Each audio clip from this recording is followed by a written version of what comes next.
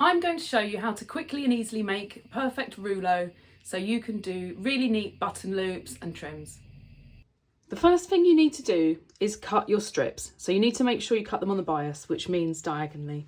You can see straight away that if you pull the fabric the direction it's woven, there's no stretch, but as soon as you pull it diagonally you get a bit of stretch, and that's what makes the rouleau work. So you need to cut strips diagonally.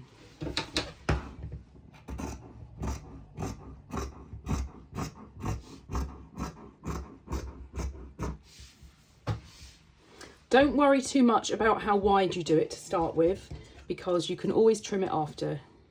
Just make sure you keep it the same width all the way along. So I'm going to cut these 5 centimetres wide.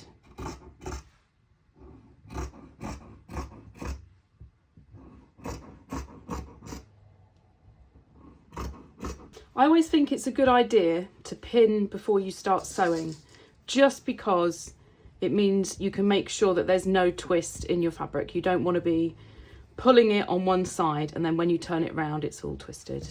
So just pin it the whole length.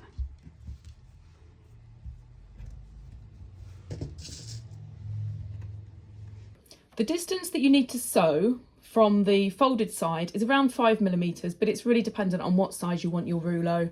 You might want to go slightly smaller if you've got a really lightweight fabric, or slightly wider if you've got a heavier fabric. But it's a bit of trial and error really to see what works for what you're doing. And just make sure that your stitch isn't too big, because the bigger it is, the messier it's going to look when you turn it around. And just sew the whole length of your rouleau.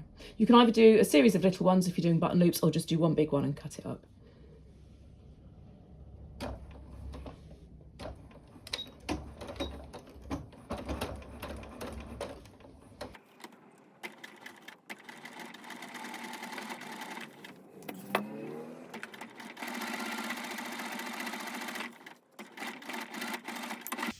I've intentionally left the thread really long on one side so I can show you two different ways of turning this the right way round.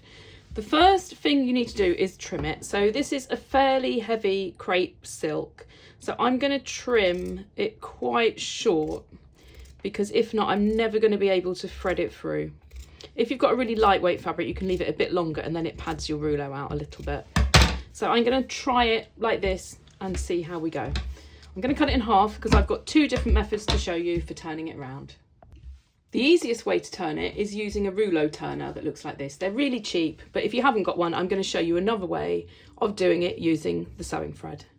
So the first thing I do, which I think makes it easier, is just cut the end into a little point, and it helps it thread through a bit easier. And then just push your turner through, catch the end with the little latch. This is always easier said than done. There we go. And then just start pulling it through. And just take your time so that you don't pull through the fabric.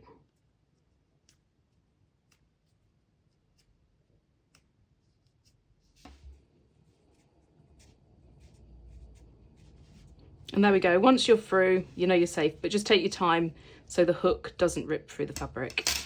And there you go. A nice, neat little rouleau loop that you can use for making button loops or decorative trims. I'm going to show you the second method if you don't have this tool now. So you need to do the same thing and cut it to a bit of a point.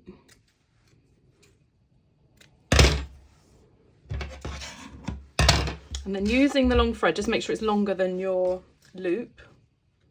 Just get a fairly big needle. And you're going to use the needle to thread it through.